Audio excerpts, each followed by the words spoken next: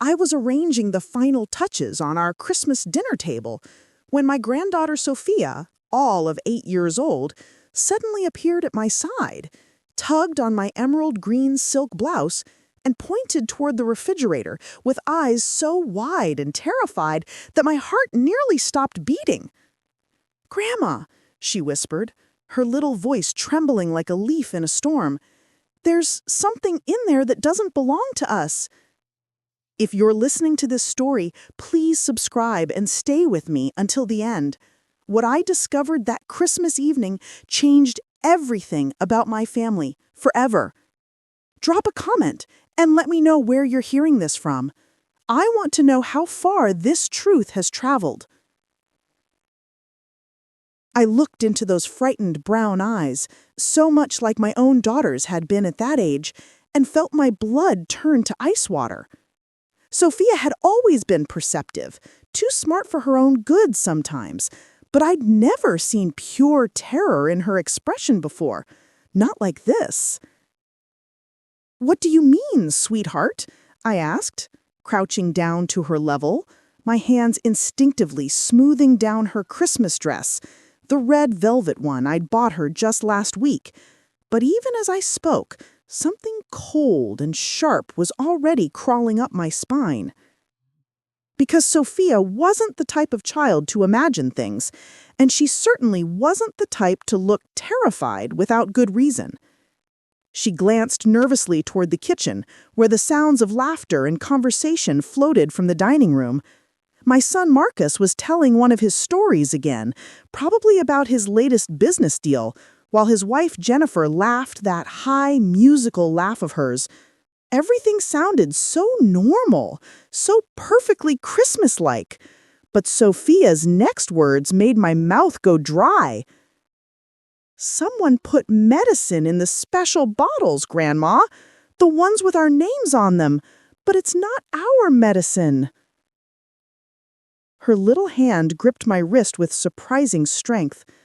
"Promise me you won't drink yours yet. Please, promise me." But before I tell you what I found in that refrigerator, what I discovered that nearly destroyed 3 generations of my family, let me take you back to earlier that morning. Because what happened during our Christmas dinner didn't start that day. It started when Jennifer married my son 2 years ago, bringing with her a sweetness that felt too perfect and a past she claimed she wanted to forget. You see, I've lived 73 years on this earth, raised 4 children as a single mother after my husband died young, and worked 2 jobs to keep us fed and clothed. I learned early to trust my instincts, especially when it came to protecting my family. And from the moment Jennifer walked into our lives, something about her just didn't sit right with me. Don't misunderstand me. She was beautiful, charming, everything a man like Marcus thought he wanted. Jennifer had this way of tilting her head when she listened, of touching your arm just so when she spoke, of making you feel like you were the most important person in the world. But there were moments, brief flashes, when I caught something else in her eyes, something calculating, something cold. I remember the first time I noticed it. We were at Marcus's apartment about 6 months after they'd started dating. Jennifer was telling us about her childhood, how she'd lost both parents in a car accident when she was 17, how she'd had to make her own way in the world ever since. It was a heartbreaking story, and Marcus was hanging on every word, holding her hand, looking at her like she was some kind of brave angel. But I was watching her face, and for just a second, maybe 2, when she thought no one was looking directly at her, her expression went completely blank. Not sad, not wistful, just empty. Like she'd turned off a switch. Then Marcus squeezed her hand, and the tragic orphan mask slipped right back into place. Now, I know what you're thinking. Maybe I was just being an overprotective mother, suspicious of any woman who wanted to marry my baby boy. And trust me, I wondered about that myself. But a mother's intuition is a real thing, especially when you've spent decades learning to read people, learning to spot the ones who might hurt your children. So, I started paying closer attention. I noticed how Jennifer never seemed to have any old friends from before she met Marcus. No high school buddies calling to catch up, no college roommates sending Christmas cards, no coworkers from previous jobs staying in touch. It was like her life had begun the day she walked into that coffee shop where she and Marcus first met. Now, I noticed how she always steered conversations away from specific details about her past. Ask her about her favorite teacher growing up, and she'd suddenly remember she needed to check something in the kitchen. Ask about her parents' names or where they were buried, and she'd get tears in her eyes, and Marcus would rush to comfort her, shooting me looks that said, "How could you be so insensitive?" Most telling of all, I noticed how she watched people when she thought they weren't paying attention, not the casual observation we all do, but intense studying, like she was taking notes for some kind of test. She'd watch Marcus when he talked about his work, memorizing details. She'd watch me when I mentioned family traditions or talked about our financial situation. She was always listening, always cataloging information. But Marcus was in love, the kind of deep, desperate love that makes smart men act foolish. And Jennifer played her role perfectly. The devoted girlfriend, then fiancée, then wife. She learned our family recipes, remembered everyone's birthdays, bought thoughtful gifts, and slowly, carefully, began inserting herself into every aspect of our lives. The wedding was beautiful. Jennifer looked stunning in a vintage lace dress that she said was her grandmother's, though when I asked to see other photos of the grandmother, she claimed they'd all been lost in a flood at her storage unit. She had an answer for everything, always sad, always tragic, always impossible to verify. For the first year of marriage, things seemed fine. Jennifer appeared to make Marcus happy, and she was unfailingly sweet to me and the rest of the family. She started joining us for every holiday, every family gathering, inserting herself so seamlessly that it was hard to remember what our celebrations had been like without her. But I kept watching, and gradually I began to notice other things. There were times she'd take phone calls in private, stepping out onto the balcony or into another room, speaking in whispers. When asked who had called, she'd say it was a wrong number or a telemarketer. There were times I'd catch her staring off into space with that same blank expression I'd seen the first time, like she was somewhere else entirely, planning something. Most unsettling were the questions she'd ask that seemed innocent but weren't quite. Questions about our family medical history, about who had life insurance and how much, about our wills and estate planning. She had a way of weaving these inquiries into normal conversation, making them sound like the natural curiosity of a new family member trying to understand her husband's background. Then, about 6 months ago, things started getting stranger. Jennifer began insisting on handling more of the family's logistics. She volunteered to pick up prescriptions for everyone, mine, Marcus, even my other children when they visited. She offered to organize our family documents, to help everyone get their financial affairs in order. She was just being helpful, she said, just trying to take some burden off everyone's shoulders. Around the same time, I started feeling different. Not sick exactly, but not quite right either. More tired than usual, occasionally dizzy, sometimes nauseous for no apparent reason. My doctor ran some tests, but couldn't find anything definitively wrong. He suggested it might be stress or just the natural effects of aging. I tried to believe him. But then, Sophia started spending more time at our house. Sophia is my daughter Carmen's child, my youngest daughter who lives across town with her husband and works as a nurse. Sophia has always been special. Not just smart, but observant in ways that sometimes make adults uncomfortable. She notices things, remembers details, asks questions that cut right to the heart of matters. Jennifer had always been a little different around Sophia. Still sweet, still charming, but more careful somehow. Like she was performing even more deliberately than usual. And Sophia, bless her heart, had never warmed up to Jennifer the way the other grandchildren had. She was polite, but distant, watching Jennifer with the same intensity that Jennifer watched the rest of us. 3 weeks before Christmas, Sophia made a comment that stuck with me. We were decorating my tree, and Jennifer was in the kitchen making hot chocolate for everyone. Sophia was hanging ornaments and chatting away when she suddenly got quiet and looked toward the kitchen.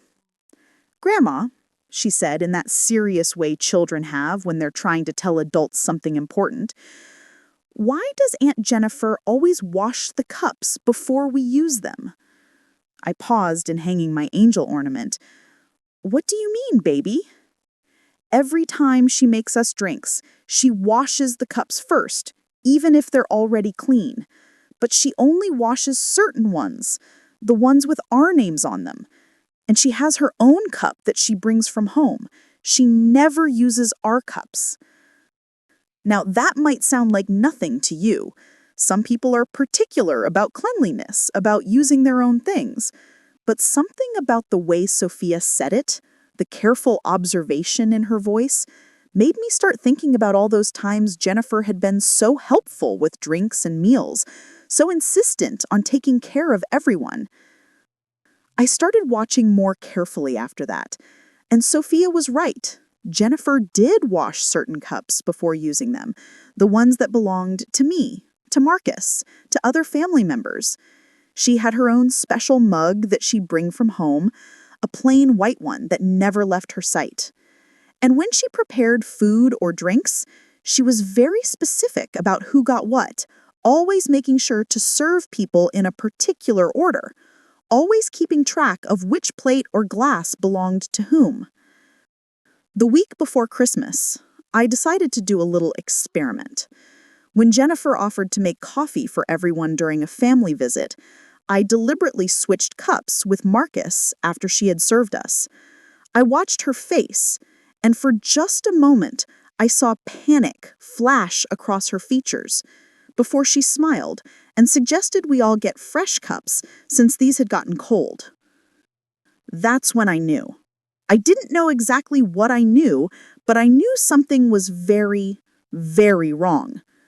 So when Christmas Day arrived and Jennifer insisted on handling all the beverages, special holiday drinks, she called them, with our names written on little tags tied to the glasses with red ribbon, I was already suspicious. When she made a big show of how personalized and special each drink was, how she'd crafted them individually to suit each person's tastes, alarm bells were ringing in my head. And when my sweet, observant granddaughter appeared at my side with terror in her eyes and whispered that someone had put medicine in our special bottles, I knew that whatever I'd sensed for 2 years was about to come to light. I followed Sophia to the refrigerator, my heart pounding so hard I could feel it in my throat. She pointed to the bottom shelf, where Jennifer had arranged our special Christmas drinks in beautiful glass bottles, each one labeled with elegant calligraphy. Marcus, Mama Grace, Carmen, David, and so on. "Look at the tops, Grandma," she whispered. "Look really close." I bent down and examined the bottles, and that's when I saw what my brilliant granddaughter had noticed. Each bottle cap had been carefully opened and resealed, but there were tiny indentations where something had been used to pry them open. More telling, there were small residue marks around the rim of each bottle, like something had been injected through the seal. My hands started shaking as I picked up the bottle with my name on it.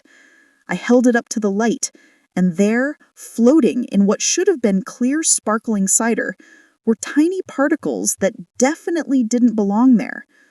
"Sophia," I whispered, my voice barely audible. "How did you know to look?" Sophia replied, her 8-year-old voice carrying the weight of terrible knowledge. "I saw her. Last night, when everyone thought I was asleep, I came downstairs to get water, and I saw Aunt Jennifer in the kitchen with a needle thing. She was putting drops of something into all the bottles. When she finished, she took them all out and then brought in new bottles that looked the same, but they weren't the same bottles." The room seemed to spin around me. For 2 years, I'd sensed something wrong about Jennifer, but I'd told myself I was being paranoid, jealous, overprotective. Now, holding evidence of what appeared to be a deliberate plan to poison my entire family, I realized that every instinct I'd ignored had been trying to save our lives. "Did you see what she put in them?" I asked Sophia, though part of me dreaded the answer. Sophia nodded solemnly. She had a little bottle with skull and crossbones on it, and she was wearing gloves, the kind Mom Carmen uses at the hospital. She put different amounts in different bottles. Yours had the most. Of course, mine had the most. I was the matriarch, the one who controlled family decisions, the one who had been asking too many questions. If Jennifer was planning something, insurance fraud, inheritance theft, God knows what, I would be the biggest obstacle to overcome. But why everyone else? Why Marcus, whom she supposedly loved? Why the other children and grandchildren? Unless she wasn't just planning to get rid of me, unless she was planning something much larger, much more devastating. I thought about the questions she had asked over the months, about our wills, our insurance policies, our assets, about who would inherit what if something happened to the family, about Marcus's business, his accounts, his investments. She had been mapping our entire financial landscape, learning every detail about our family's wealth and how it would be distributed. And then it hit me, like a physical blow. If most of the family died on the same day, Christmas Day, during a family gathering, it would look like some kind of terrible accident, food poisoning maybe, or contaminated alcohol. Jennifer, the grieving widow who'd lost her new family just like she'd lost her original family, would be the tragic survivor. And as Marcus's wife, she would inherit everything. "Sophia," I said, trying to keep my voice calm despite the panic racing through my veins, "I need you to do something very important. Can you go upstairs to my bedroom and call your mom? Tell her to come over right now, but don't tell anyone else what's happening. Can you do that for me?" Sophia nodded gravely. "What are you going to do, Grandma?" "I'm going to make sure nobody drinks these tonight," I said, looking at the bottles that were supposed to be our death sentences. "And then I'm going to find out exactly who Jennifer really is." As Sophia crept upstairs to make the call, I stood in my kitchen, surrounded by the sounds of Christmas joy from the next room, holding evidence that the woman my son had married, the woman we'd welcomed into our family, our home, our hearts, had been planning to murder us all.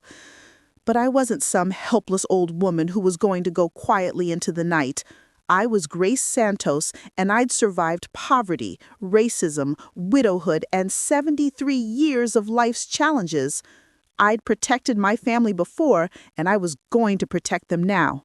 First, I needed to secure the evidence.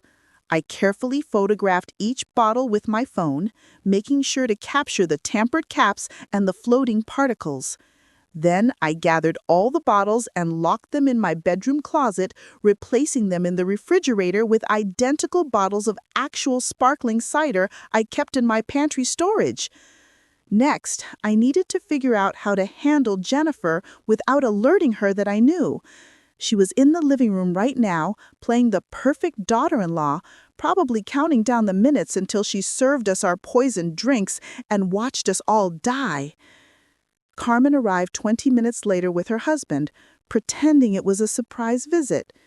I pulled her aside and quickly explained what Sophia had discovered, showing her the photos on my phone. As a nurse, Carmen immediately recognized the signs of tampering and agreed that we needed to contact the police immediately. But first, we needed more information about who Jennifer really was. While Carmen called 911 from upstairs, I did something that might have been dangerous but felt necessary. I confronted Jennifer directly. I walked into the living room where she was sitting next to Marcus on the sofa, laughing at one of his stories, playing the devoted wife to perfection. She looked up at me with that bright, artificial smile I'd seen 1,000 times.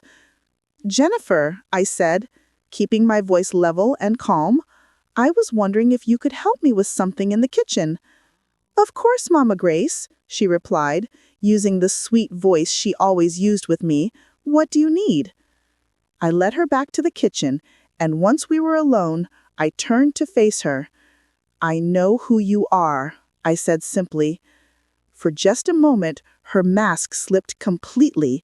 The sweet expression vanished, replaced by something cold and calculating. But then she recovered, tilting her head with that practiced confusion. "I'm sorry, I don't understand what you mean." "The bottles in the refrigerator, the ones with our names on them. My granddaughter saw you tampering with them last night." This time, the mask didn't slip back into place. Jennifer straightened up, and I saw her real face for the first time. Sharp, intelligent, and completely without warmth. "That little brat," she said, her voice now lacking any trace of the sweetness she had always used with me. "I knew she was watching me too closely. Children are so inconvenient." "So you admit it?" Jennifer shrugged, as if we were discussing the weather. "There's no point in pretending now, is there? Though I have to say, I'm impressed. I thought you were just a paranoid old woman. Turns out you were right to be suspicious." "Why?" I asked, though I already knew the answer. "Why all of us?" "Because all of you together are worth more dead than alive," Jennifer said matter-of-factly. "Marcus's life insurance alone is worth $2 million. Add in your house, his business, the other family assets, it's quite substantial. And as the grieving widow with no other family, I'd inherit everything." "But what about the others? The children, the grandchildren?" "Witnesses are problematic," Jennifer said with a shrug that chilled me to the bone. "Mass food poisoning is tragic, but believable. A few survivors would raise questions. Better to clean the slate completely and start fresh somewhere else." "Somewhere else?" I asked. Jennifer smiled, and it was the most terrifying expression I'd ever seen. "You don't think Marcus was my first husband, do you? Poor David in Phoenix had a heart attack at only 35. Robert in Denver died in a car accident, brake failure. So sad. Michael in Atlanta had a terrible reaction to medication." The room seemed to tilt around me as I realized I was talking to a serial killer, someone who had been systematically murdering families for their money and moving on to the next victim. And she'd been living in my son's house, sleeping in his bed, planning all of our deaths. "The police are already on their way," I told her, surprised by how steady my voice sounded. Jennifer's expression didn't change. "Are they? Well, then I suppose Christmas dinner will be more eventful than planned." That's when I heard Marcus calling from the living room. "Mom? Jennifer? Where did everyone go?" "We should go back," Jennifer said pleasantly, as if we'd just been discussing holiday recipes. Wouldn't want anyone to get suspicious. But as we walked back toward the living room, I saw her hand slip into her purse, and my blood turned to ice when I caught a glimpse of what she was reaching for. A small syringe, probably filled with whatever she'd put in our bottles. "Marcus!" I called out, my voice sharp with warning. "Jennifer, don't let Jennifer near you!" Everything happened very quickly after that. Jennifer lunged toward Marcus with the syringe, but Sophia, bless her brave heart, threw herself between them. Marcus grabbed Jennifer's wrist, and the syringe went flying across the room. "What the hell is going on?" Marcus demanded, his face confused and frightened. "Your wife," I said, breathing heavily from the adrenaline, "has been planning to poison all of us tonight. She's done this before, to other families. She's been married to other men who all died under suspicious circumstances." Jennifer laughed, actually laughed as Marcus stared at her in shock. "You can't prove any of that," she said. "It's just the paranoid suspicions of a bitter old woman who never liked me." "I can prove the poisoned bottles," I said, "and I'm betting when the police investigate your background, they'll find a lot more than they bargained for." That's when we heard the sirens. The next few hours were a blur of police interviews, evidence collection, and shocking revelations.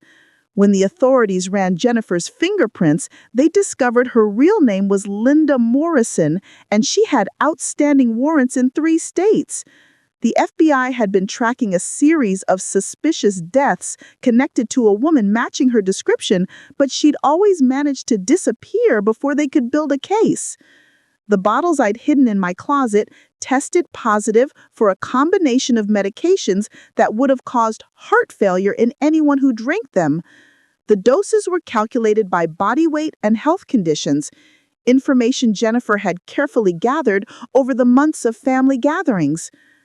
But perhaps the most shocking discovery came when they searched her belongings. Hidden in her jewelry box, they found identification documents for 4 different names, photographs of previous families she had infiltrated, and detailed notes about each family's financial situation, medical conditions, and daily routines. There was also a diary written in Jennifer's careful handwriting detailing her methods and future plans. She'd been documenting her crimes like some kind of twisted business venture, complete with profit calculations and risk assessments. Marcus was devastated, of course, learning that the woman you loved, the woman you shared your bed and your life with, had been planning to murder you and your entire family. It's not something you recover from easily. But he's strong, my boy, and he's getting help processing the trauma. The trial was a media sensation. Jennifer, Linda, was eventually connected to 7 different suspicious deaths across 4 states, spanning nearly a decade. She'd perfected her method over the years, always targeting widowed or divorced men with substantial assets and close families. She'd marry them, gain their trust, learn their routines and finances, then systematically eliminate everyone who stood between her and inheritance.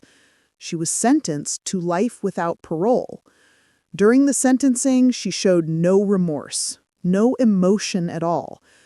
When asked if she had anything to say to the families of her victims, she simply shrugged and said, "Business is business." But here's what I want you to understand. What I need you to take away from this story. Trust your instincts.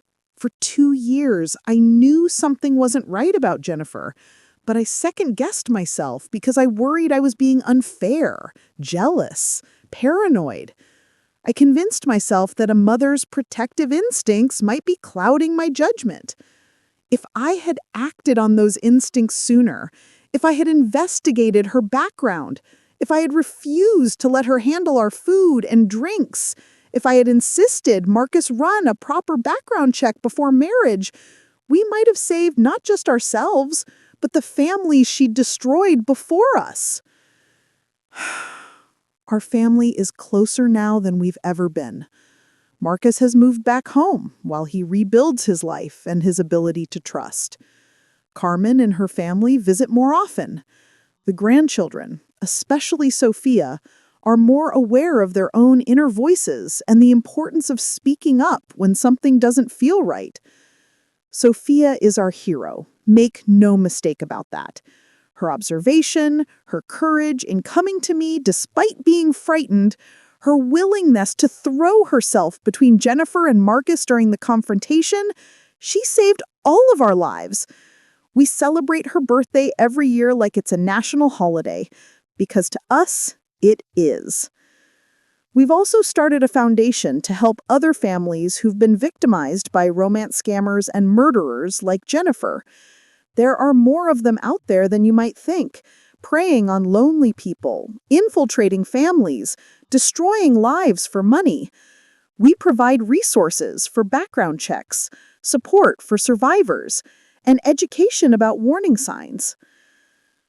The warning signs we learn to recognize include someone with a conveniently tragic past that can't be verified, someone who isolates their target from family and friends, someone who shows excessive interest in financial matters, someone who insists on handling food, drinks, or medications, someone whose emotional responses seem performed rather than genuine, and most importantly, someone who makes you feel like you're going crazy for having suspicions about them. Trust is a beautiful thing. It's what makes families, communities, and relationships possible. But blind trust, trust without verification, trust without listening to your instincts, can be deadly. We've learned to balance openness with caution, love with wisdom, acceptance with awareness. We welcome new people into our lives, but we also do our homework. We listen to our children when they express discomfort about adults, even if those adults seem perfectly charming to us. We pay attention to inconsistencies in stories, to patterns of behavior that don't quite add up. Most importantly, we've learned to celebrate the gift of intuition, especially the intuition of children. Sophia's ability to see what the adults were missing, her courage in speaking up despite being frightened, her determination to protect her family, these are qualities we now cultivate and honor in all our children. Marcus is dating again now, cautiously, and this time the whole family is involved in getting to know any woman who enters his life, not because we don't trust his judgment, though that took some healing, but because we've learned that love can blind us to dangers that others might see more clearly. The woman he's seeing now, Maria, actually appreciates our caution. She underwent a complete background check willingly, introduced us to her family and longtime friends, and encouraged us to verify every aspect of her history. That's the response of someone who has nothing to hide, someone who understands the importance of earning trust rather than demanding it. Jennifer's trial brought other families forward. People who had lost loved ones under similar circumstances, people who had survived similar attempts, people who had always wondered if their family members' sudden death had really been natural. The authorities were able to close several cold cases and bring peace to families who had lived with questions for years. But it also revealed how many more predators like Jennifer might be out there, how many families might be at risk right now. That's why I'm sharing this story, why I want it to reach as many people as possible. Somewhere out there, someone might be listening to this and recognizing patterns in their own life, their own family situation. If that's you, if something about your partner's story doesn't quite add up, if your children seem uncomfortable around them, if your instincts are telling you something isn't right, please listen to those feelings. Please do the investigating. Please ask the hard questions, even if it feels uncomfortable or unfair. I know it's not easy. I know that love makes us want to trust completely, to believe the best about people. I know that family members might accuse you of being paranoid or jealous or bitter, but I'd rather be wrong and embarrassed than right and dead. And if you're a parent or grandparent, please teach your children and grandchildren to trust their instincts too.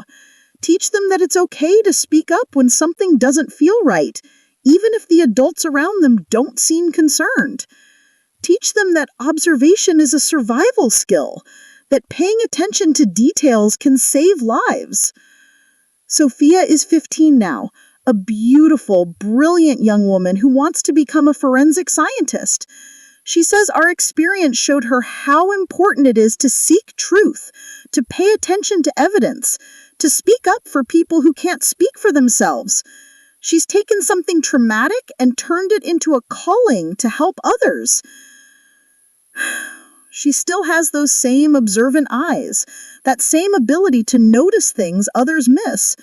But now we listen when she points something out, when she asks questions that seem to come from nowhere, when she suggests we look more closely at something that doesn't seem quite right. Marcus has learned to appreciate those qualities too.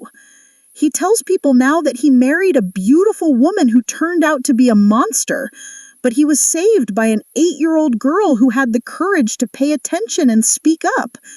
He's learned that wisdom comes in all ages, that protection comes in all forms, and that family means watching out for each other in ways both big and small.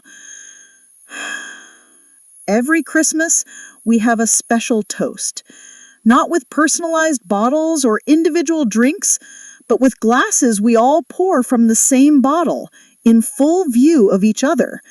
We toast to Sophia's courage, to family bonds that protected us, to instincts that saved us, and to the truth that set us free. We also toast to the families that Jennifer destroyed, the people who didn't have a Sophia to notice the warning signs, the loved ones who died never knowing that the person they trusted most was the one who killed them. We remember them, we honor them, and we work to make sure their deaths weren't meaningless. The house feels different now. Not because of fear. We've worked through most of that with therapy and time, but because of awareness. We're more conscious of who we let into our space, more intentional about who we trust with our lives. The kitchen, especially, feels sacred now. It's where we prepare food with love, where we gather to share meals, where we nourish each other's bodies and souls. It's not where someone should be planning murder. Jennifer's case made national news, led to changes in background check procedures for marriage licenses, and sparked conversations about domestic violence and financial predators that were long overdue. But for us, the most important outcome was simpler. We survived.